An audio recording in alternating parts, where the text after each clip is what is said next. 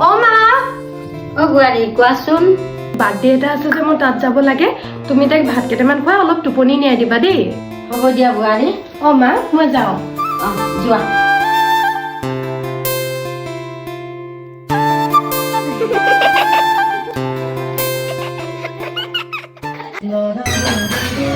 ধুনু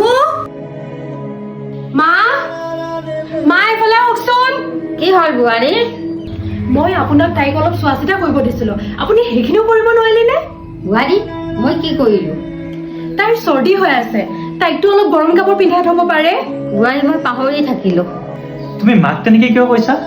তুমি কিয় মাজত মাত দিছা মই কমেই, কাৰণ মায়ে ৰাতিপুৱাৰ পৰা কষ্ট কৰি আছে, ঔষধ খাবলৈ পাহৰি গৈছে। শুনা, মই কাপুৰুষ নহয়।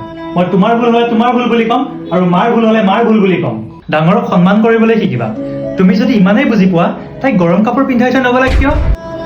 মা মোক ক্ষমা কৰি দিব